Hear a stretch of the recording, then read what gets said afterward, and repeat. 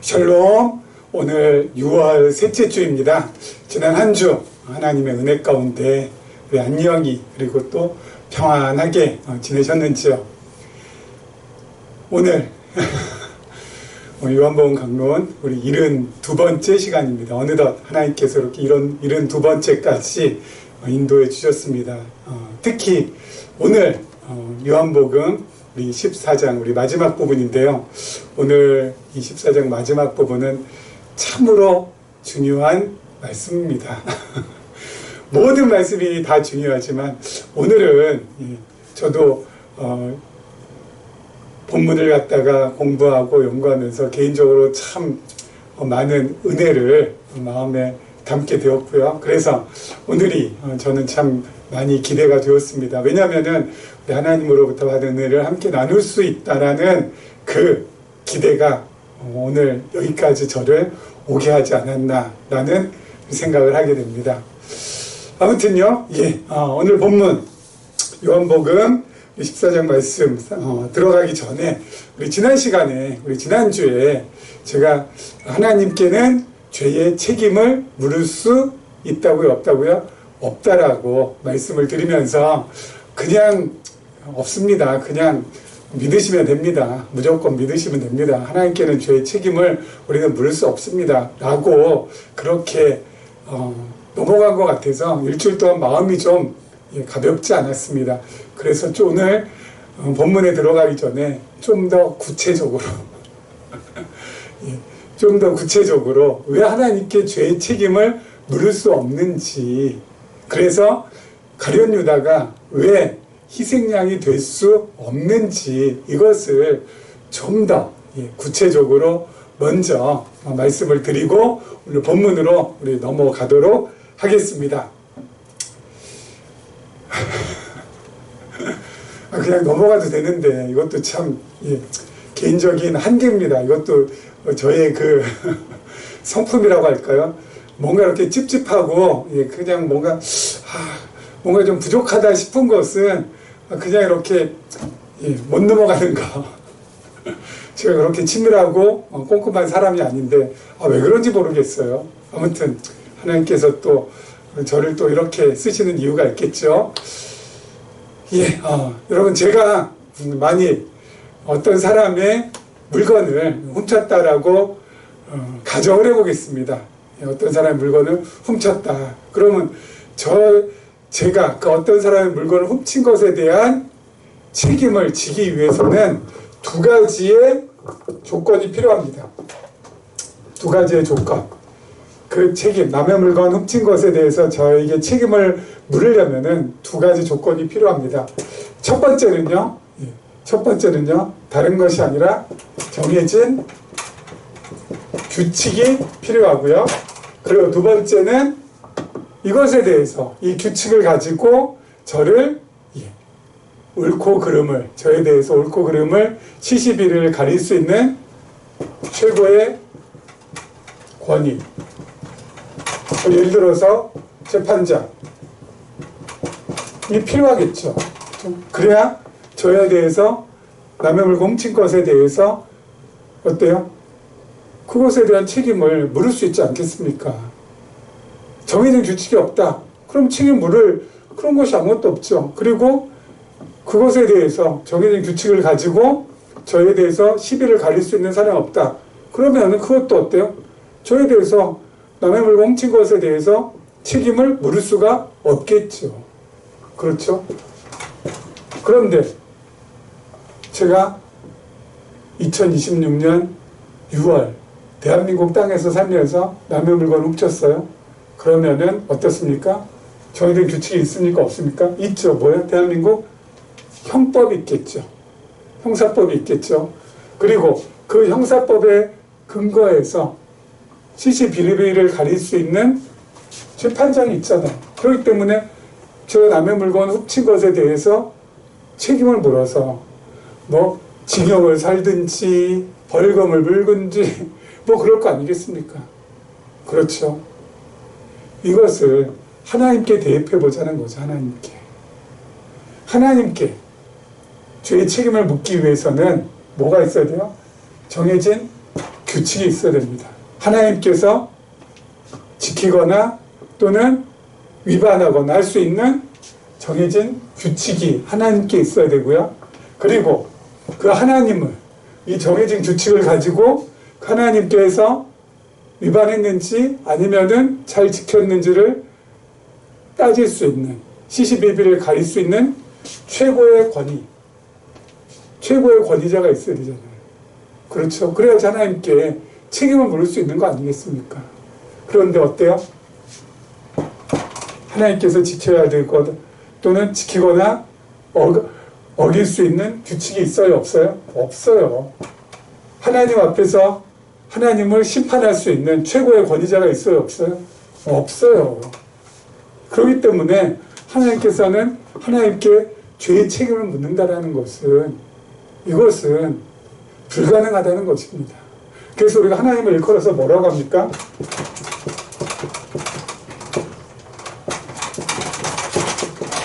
하나님을 절대자라고 하잖아요. 상대할 수 없다라고요. 하나님은 끊을 절자. 상대가 끊어졌다고, 상대할 수 없다고요. 하나님을 대상으로 해서는.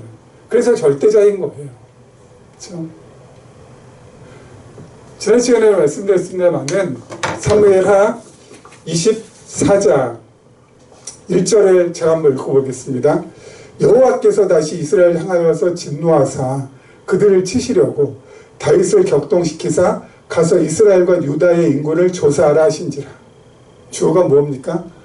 여호와께서 이스라엘을 향하여 진노하사 그들을 치시려고 누구를 격동시켰다고요? 다윗을 격동시켰다고요. 다윗을 격동시키니까 다윗이 유다와 이스라엘의 인구조사를 합니까? 안 합니까? 안 할 수가 없습니다. 왜요? 하나님께서 다윗의 마음을 격동시켰는데, 움직였는데, 인구조사 하게끔. 아무리 주위에서 말려도 이게 말려집니까? 안 말려집니까? 다윗이 안 말려져요. 안 말려져요. 그래서 다윗이 어떻게 해요? 인구조사를 합니다. 몇 개월 동안. 그리고 나서 10절 한번 볼까요? 10절. 다윗이 백성을 조사한 후에 그의 마음에 자책하고 다윗이 여호와께 아뢰되 내가 이 일을 행함으로 큰 죄를 범하였나이다. 여호와여 이제 간구하옵나니 종의 죄를 사여 주옵소서. 내가 심히 미련하게 행하였나이다. 여호와께서 다윗의 마음을 격동하게 했습니다. 그래서 다윗이 인구조사했어요. 인구조사한 다음에 다윗이 뭐라고요? 자책하여 여호와께 아뢰되 내가 이 일을 행함으로 무엇을 범했다고요? 큰 죄를 범했다고요. 그러면서 어떻게 해요? 종의 죄를 사여달라고. 아니, 하나님께서 내 마음 격동시켜서 내가 이거 인구조사한 건데, 예? 나는 아무런 죄 없습니다. 하나님께서 시켜서 한 건데, 죄의 책임 하나님께 있지 않습니까? 그렇게 하지 않았다고요. 뭐예요? 모든 죄는 누구의 책임이에요? 다윗의 책임.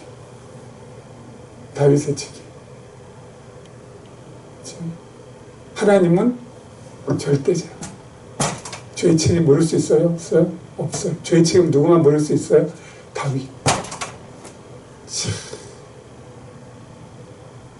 이게 진짜 이게 깨달아져야지만 우리 신앙의 새 지평이 열린다니까요. 예? 신앙의 새 지평이 열린다니까요. 하나님께는 죄의 책임을 물을 수 없어요. 그 죄의 책임을 오롯이 누가 져야 돼요? 우리가 지는 겁니다. 가룟 유다가 예수님을 은 30에 팔고 예수를 배신했습니다. 사탄이 그 마음에 그 생각이 들어왔어요. 그럼 그 사탄은 누구 손아귀에서 놀아난 겁니까? 하나님 손아귀에서. 하나님께서 허용하신 거잖아요. 그러면 죄의 책임은 누구한테 있어요? 죄의 책임은 하나님께요? 아니라고 했죠. 누구에게 있어요? 가룟 유다에게, 사탄에게. 그래서 가룟 유다와 사탄이 형벌을 받게 된다고요. 가룟 유다와 사탄이 형벌을 받는 것이라고요. 하나님께는 아무런 책임이 없습니다. 그래서 결코 가룟 유다는 희생양이 될 수 없어요. 희생양인가요? 희생양이라는 것은 아무런 죄가 없는데, 예? 아무런 죄가 없는데 남의 잘못이나 남의 죄를 뒤집어 쓰고, 예? 희생당하는 사람을 일컫는 거 아니겠습니까? 근데 가룟 유다가 무슨 죄가 없어요. 예? 예수님 은삼시에 팔았는데 그것이 뭐예요? 예수님 배신한 거고. 그래서 죄의 대가를 받아야 되는 겁니다. 누가요? 가룟 유다가. 하나님은요? 없어요. 죄의 책임이. 와, 어떻게 그럴 수 있냐? 그럴 수 있어요. 말씀 드렸잖아. 하나님께 죄의 책임을 물으려면은 없다니까요. 책임을 물을 수가. 죄의 책임 누구만 진다? 피조물만 지는 거예요. 창조주에는 죄의 책임을 물을 수 없어요. 와, 어떻게 그럴 수 있냐? 어떻게 하나님 너무하신다? 아니요, 너무하신 거 아닙니다. 그게 하나님이세요. 그게 하나님이에요. 여러분, 그런데 놀라운 것이 하나 있습니다. 뭐가 놀라운 거냐면요, 하나님께는 죄의 책임 물을 수 없잖아요. 하나님께서 지켜야 되는 규칙이 없고 하나님 심판할 수 있는 최고의 권위자가 없잖아요. 하나님 자신만이 최고의 권위시고 하나님께서 어때요? 정해주신 규칙만이 규칙입니다. 하나님께서는 모든 것 어때요? 책임질 수 없어요. 책임 안 져도 돼요. 안 져도 되는 게 아니라 책임 자체가 하나님께는 성립이 안 돼요. 그 말이. 그런데 놀라운 것은 하나님께서 자신은 죄의 책임을 전혀 지지 않아도 되잖아요. 하나님께서 난 죄의 책임 없어. 응? 죄의 책임 너희들만 질 뿐이야. 그렇게 해도 되는데 그 하나님께서 이 땅에 오셔서 죄에 대한 책임으로 죽어야 될 우리들의 죄를 다 뒤집어 쓰시고 십자가에 달려 죽으신다는 것입니다. 있을 수 없는 일이에요. 예? 있을 수 없는 일이에요. 죄의 책임이 없으신 하나님께서 우리들의 죄의 책임을 다 뒤집어 쓰시고 십자가에서 죽으신다는 거예요. 물과 피를 다 흘려서. 이건 있을 수 없는 거잖아요. 예? 하나님께서 피조물의 죄를 왜 뒤집었어요? 하나님께서 피조물의 죄의 책임을 왜 자신이 다 지시냐고요. 그런데 하나님께서 그렇게 하신다고요. 참. 그래서 찬송가 가사에 있는 대로 하늘을 두루마리 삼고 바다를 먹물 삼아도 그 크신 사랑, 그 놀라우신 사랑, 그 형용할 수 없는 사랑 다 기록할 수 없겠네. 그 고백이 절로 나오는 거 아니겠습니까? 참. 그것을 우리가 어떻게 이해할 수 있어요? 죄의 책임이 없으신 분이 우리에 대한 죄의 책임을 다 뒤집어 쓰시고 십자가에서 물과 피를 다 흘리시고 그렇게 다 뒤집어 쓰시고 희생양이 되신다. 와, 다 기록할 수 없어요. 그 큰 사랑. 그래서 우리는 어때요? 매일매일 그 사랑 기억하고 생각하면서 감사하고 또 감사하고 그 감사가 우리 삶에 가득가득 넘칠 수밖에 없는 존재라는 것입니다. 자, 우리 지난 시간에 이어서 계속해서 우리 요한복음 말씀 우리 살펴보도록 하겠습니다. 14장 31절이죠. 예. 그가 나간 후에, 여기 그 누굽니까? 가룟 유다입니다. 그가 나간 후에 예수께서 이르시되 지금 인자가 영광을 받았고 하나님도 인자로 말미암아 영광을 받으셨도다. 만일 하나님이 그로 말미암아 영광을 받으셨으면 하나님도 자기로 말미암아 그에게 영광을 주시리니 곧 주시리라. 작은 자들아, 내가 아직 잠시 너희와 함께 있겠노라. 너희가 나를 찾을 것이나 일찍이 내가 유대인들에게 너희는 내가 가는 곳에 올 수 없다고 말한 것과 같이 지금 너희에게도 이르노라. 아멘. 자, 그가 나간 후에 가룟 유다가 왜 나갔을까요? 예수님을 은삼시대에 팔기 위해서, 예수님 배신하기 위해서 나갔습니다. 그런데요, 예수님께서는 가룟 유다가 은삼십 예수님 팔아서 십자가에 넘기려고 그렇게 나갔는데 예수님께서 뭐라고 하세요? 지금 인자가 영광을 받았고 하나님도 인자로 말미암아 영광을 받으셨도다. 여러분, 영광이라는 것은 주로 높은 자리에 올라가거나 또는 어때요? 큰 상을 받거나 뭐 그럴 때 어때요? 와, 영광스럽다고 하잖아요. 그렇죠? 영광스럽다고 하잖아요. 높은 자리에 올라간 사람, 와, 저 사람 좀 영광스러운 자리에 올라갔네. 큰 상을 받았습니다. 그럼 뭐예요? 영광스럽다. 그러잖아요. 그래서 많은 사람들의 박수갈채와 칭찬. 그런데 예수님께서는 영광 받았다고 합니다. 가룟 유다 배신해서 예수님께서 이제 어때요? 몇 시간 후면은 십자가에 달리실 텐데. 십자가에 달리는 게 뭐가 영광입니까? 예? 십자가에 달리는 게 뭐가 영광? 십자가는 패배와 실패의 상징입니다. 그 당시에. 그리고 저주와 형벌 그 자체입니다. 절대로 영광이 될 수가 없어요. 십자가가 어떻게 영광이 돼요? 영광이 되긴. 예수님 입장에서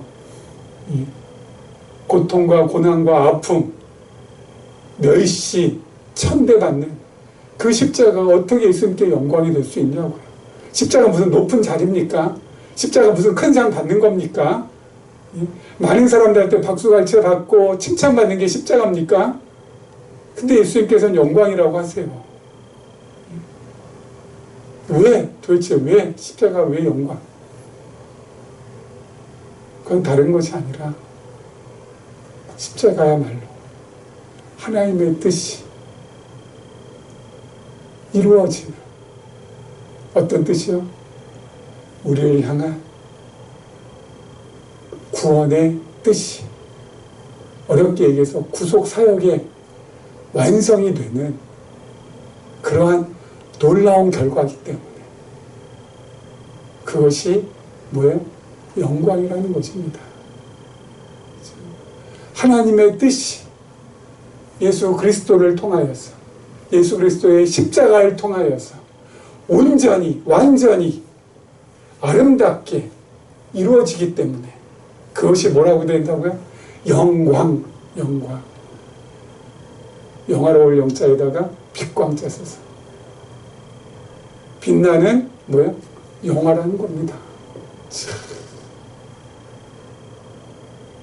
여러분, 우리도 그렇잖아요. 우리도 매일매일 하나님의 뜻이 나를 통해서 이루어지기를 간절히 원하는 마음으로 살고 있잖아요. 아침에 일어나서, 그리고 하루가 진행되면서 밤에 잠자리 들어가면서 하나님의 뜻이 이루어지길, 하나님의 뜻이 지금 이루어지고 있음을, 하나님의 뜻이 오늘 하루도 이루어졌음을 감사하면서 우리 살고 있지 않나요? 그렇다면 그 삶 자체가 바로 뭐예요? 영광스러운 삶이고, 그 삶 자체가 하나님께 어때요? 영광이 되는 거입니다. 내가 무슨 높은 자리에 올라가고, 내가 무슨 엄청나게 큰 업적을 이루어내고, 내가 뭐 엄청나게 다른 사람들이 부러울 만한 큰 상 타는 거, 그것만이 영광이 아니라고요. 우리 일상의 삶 자체가 어때요? 하나님께 영광이 되는 거예요. 우리는 영광 안에서 살고 영광스러운 삶을 사는 영광스러운 존재입니다.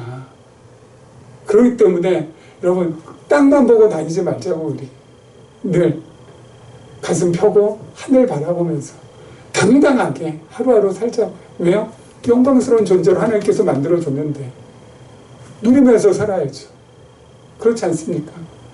내가 가는 곳마다 영광스러운 자리가 되는 것이고, 내가 행하는 것마다 영광스러운 것이 되는 건데 얼마나 감사합니까? 당당하게 가는 거죠. 당당하게. 뭐가 안 되는 것도 어때요? 영광입니다. 뭐가 되는 것도 영광이에요. 왜요? 하나님의 뜻이 안 되도록 이루어진 거니까. 하나님의 뜻이 되도록 이루어진 거니까. 이것도 영광, 저것도 영광. 다 영광인 거예요. 하나님의 뜻이 이루어졌으니까. 십자가가 영광이라면 우리 삶 가운데 영광 아닌 것이 뭐가 있습니까?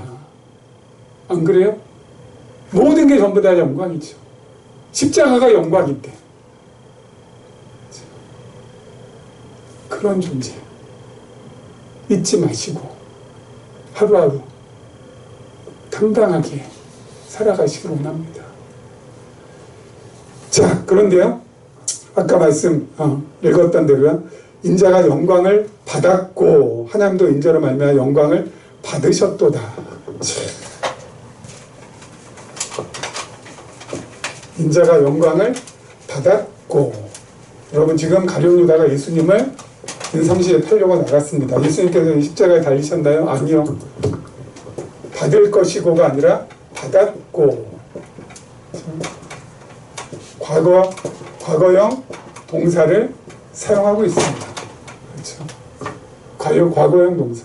아직 이루어질 일이라면은 뭘 써야 돼요? 미래를 써야죠. 미래형을. 그런데 미래형을 쓰지 않고 과거형 동사를 쓰고 있다고요. 왜 그럴까요? 왜 그럴까요? 이건 성경에서 하나님께서 말씀하실 때 나오는 독특한 용법입니다. 여러분, 미래는 예측이 불가능합니다. 그래서 미래에 대해서 우리가 생각할 때는 어때요? 늘 불안해요. 왜요? 예측이 불가하니까. 한 참도 내다보지 못하는 것이 미래 아닙니까?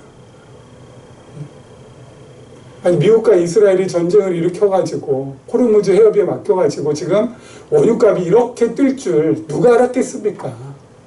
예? 그렇지 않아요? 아무도 몰랐습니다. 아니, 우리나라 반도체 산업이 작년 이맘때까지만 하더라도 이렇게 불타오를 줄 누가 알았냐고요. 예? 아무도 몰랐습니다. 예? 아니, 일본의 시총 1위부터 100위까지의 기업이 내는 이익보다 삼성 한 기업이 내는 이익이 더 많다고 하잖아요. 이게 있을 수나 있는 일입니까? 예? 이게 있을 수나 있는 일이냐고요. 상상도 못했던 일입니다. 와, 예측 불가능. 미래는 몰라요. 그런데 성경은 미래를 예측합니다. 그것도 100%. 장담합니다. 그것도 100%. 그렇게 미래를 확실하게 장담하고 미래를 100% 이 일이 일어날 것이라고 확신할 때 뭘 써요? 과거형 동사를 씁니다. 누가요? 하나님께서. 그래서 여러분 여호수아 1장을 보면은요, 여기도 과거형 동사가 있습니다. 제가 한번 읽어볼게요. 여호수아 1장 3절입니다. 내가 모세에게 말한 바와 같이 너희 발바닥으로 밟는 것은 모두 내가 너희에게 주었노니. 너희에게 주었노니. 여러분, 여호수아가 아직 가나안 땅 들어가기 전입니다. 근데 하나님 입장에서는 이미 어때요? 가나안 땅 주었노니. 아니, 가서 지금 싸워가지고 차지해야 되는데 그럼 뭐예요? 줄 것이니 또 아니고 뭐예요? 주었노니. 하나님 입장에서는 다 끝났다는 겁니다. 하나님 입장에서는 가나안 땅 너희에게 이미 다 줬어. 뭐예요? 미래 100%. 장담, 보장, 예측 100%. 주었노니. 그리고 또 뭐라고 하세요? 이사야 53장. 제가 한번 읽어볼게요. 3절입니다. 그는 장차올 그리스도 메시아입니다. 그는 멸시를 받아 사람들에게 버림받았으며, 받을 것이며가 아닙니다. 받았으며, 강고를 많이 겪을 것이며가 아닙니다. 겪었으며, 질고를 아는 자라 마치 사람들이 그에게서 얼굴을 가리는 것 같이 멸시를 당하였고, 당할 것이었고가 아니라 당하였고, 우리도 그를 귀히 여기지 아니하였도다. 다 과거예요. 뭐요? 메시아 그리스도가 장차 와서 이런 고난, 이런 아픔 겪을 것이 100%라는 겁니다. 그래서 이것을 일컬어서 어려운 말로 하면 예언적 과거형 동사라고 합니다. 예언적 과거형 동사. 누가 쓸 수 있어요? 하나님만. 왜요?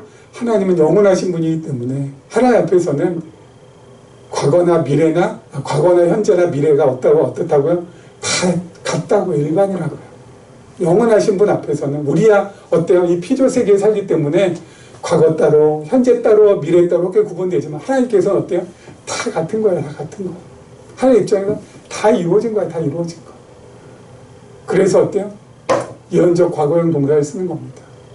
그런데 누가 또 이 예언적 과거형 동사를 쓰고 있어요? 예수님도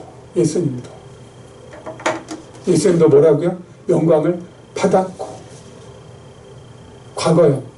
예언적 과거형 동사를 써. 왜 예수님께서 이렇게 예언적 과거형 동사를 쓰십니까? 사용하십니까?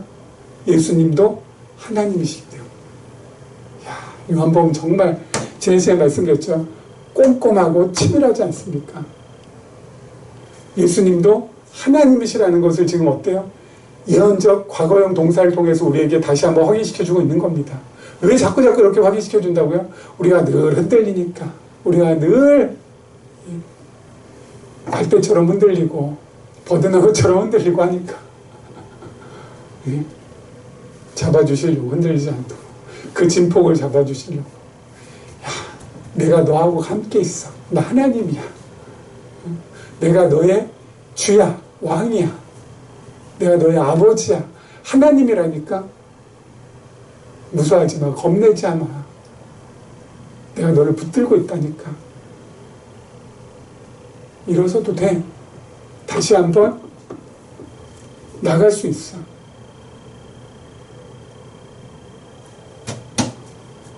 위로, 격려, 응원 해주신다니까. 이렇게.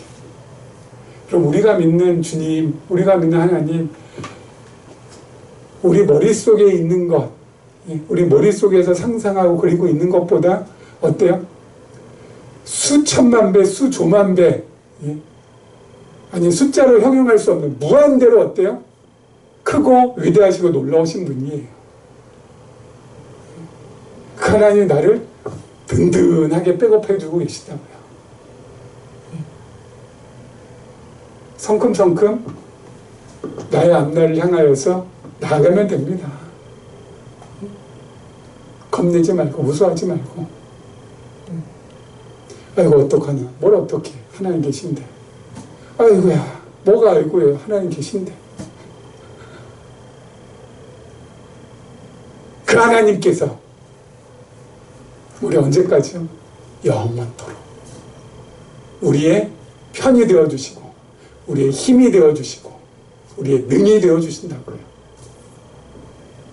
우리는 갑니다. 누구 믿고 그분 믿고. 자, 우리 그 다음 절 보도록 하겠습니다. 34절. 새 계명을 너에게 주노니 서로 사랑하라. 내가 너희를 사랑한 것 같이 너희도 서로 사랑하라. 너희가 서로 사랑하면 이로써 모든 사람이 너희가 내 제자인 줄 알리라. 시몬 베드로가 이르되 주여 어디로 가시나이까? 예수께서 대답하시되 내가 가는 곳에 네가 지금은 따라올 수 없으나 후에는 따라오리라. 베드로가 이르되 주여 내가 지금 어찌하여 따라갈 수 없나이까? 주를 위하여 내 목숨을 버리겠나이다. 예수께서 대답하시되 네가 나를 위하여 내 목숨을 버리겠느냐?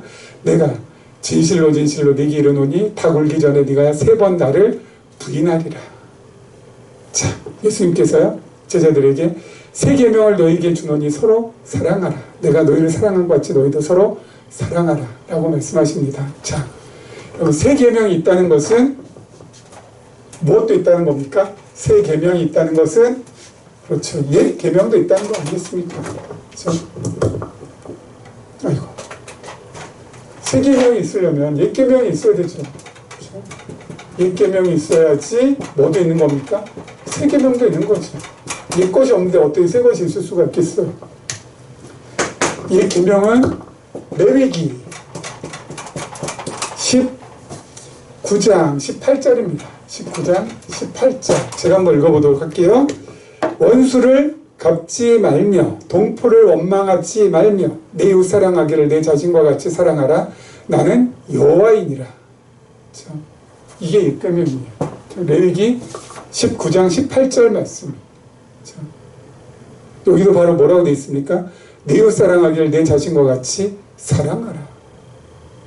예수님께서 뭐라고 하셨어요? 서로 사랑하라. 내가 너희를 사랑한 것 같이 너희도 서로 사랑하라.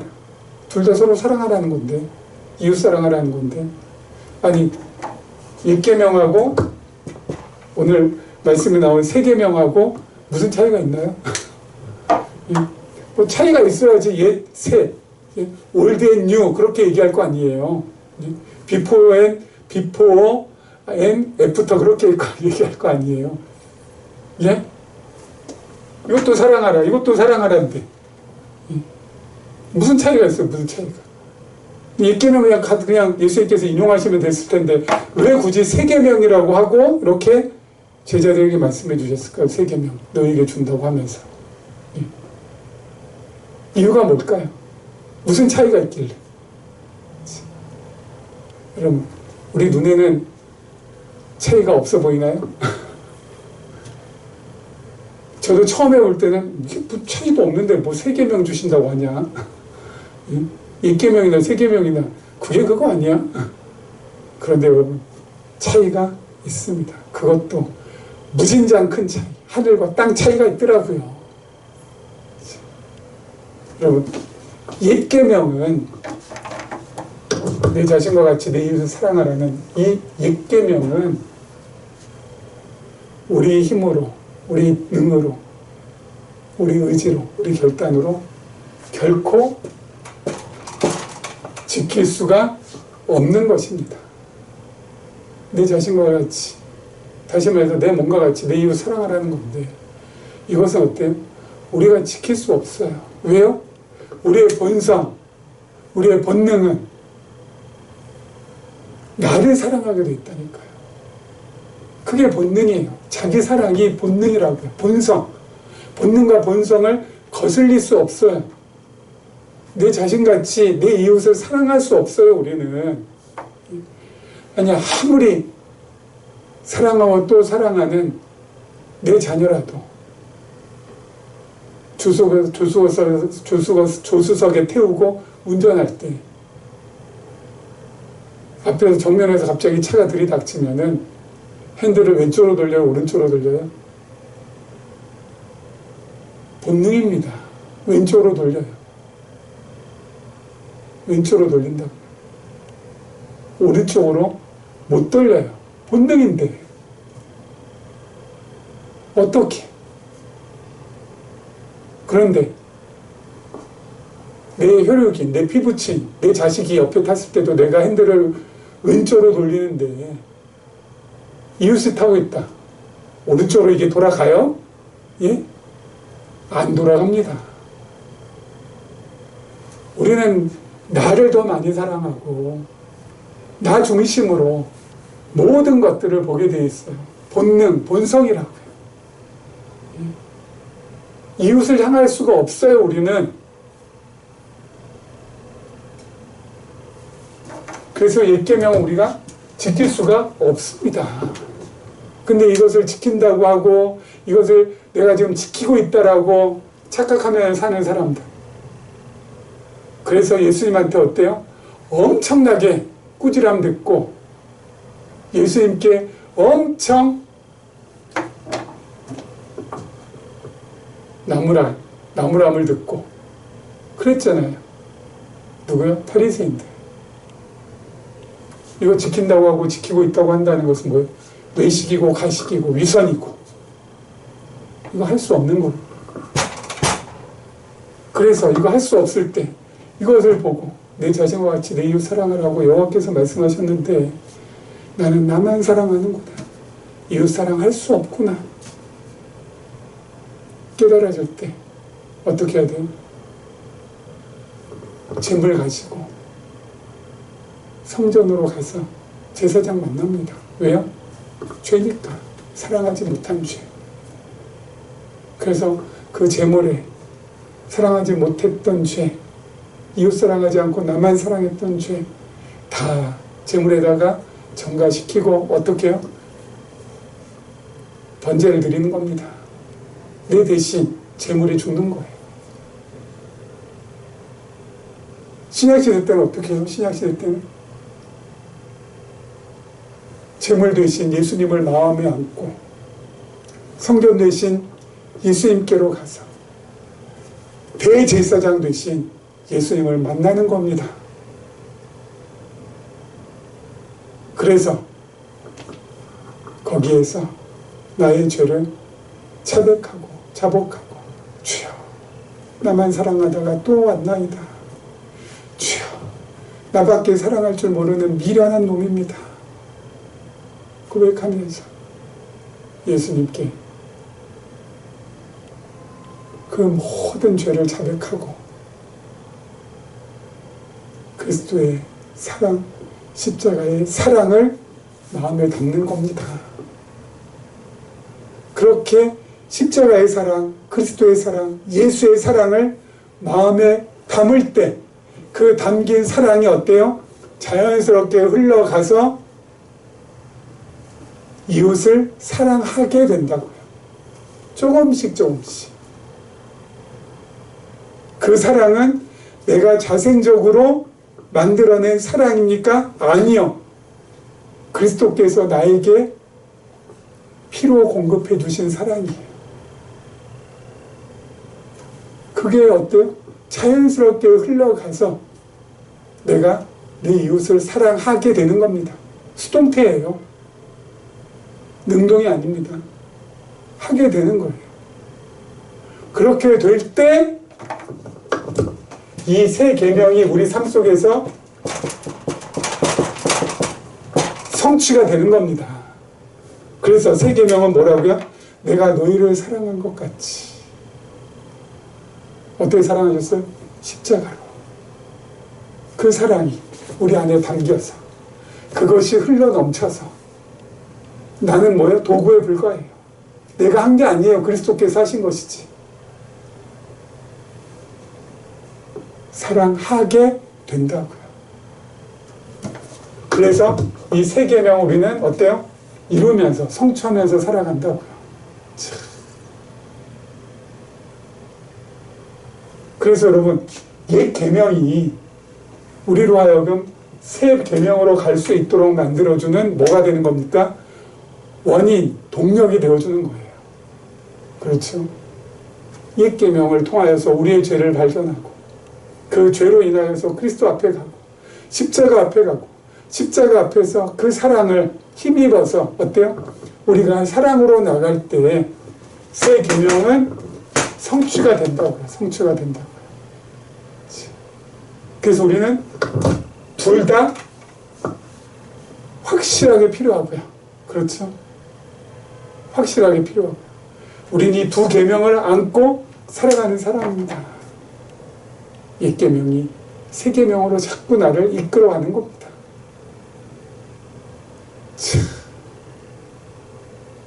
이러한 놀라운 은혜를 담뿍담뿍 받으면서 살아가는 사람이 우리들이라고요.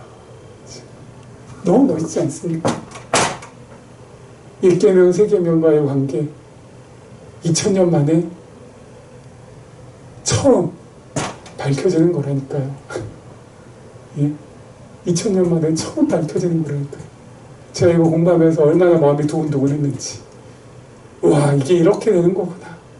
주여, 감사합니다. 부디 바라기는 이러한 우리의 삶 허락하신 하나님께 영광 돌리며 우리 또한 영광 안에서 영광스럽게 살아갔으면 좋겠습니다. 이런 은혜가 우리 모두에게 함께하기를 주님의 이름으로 축원합니다.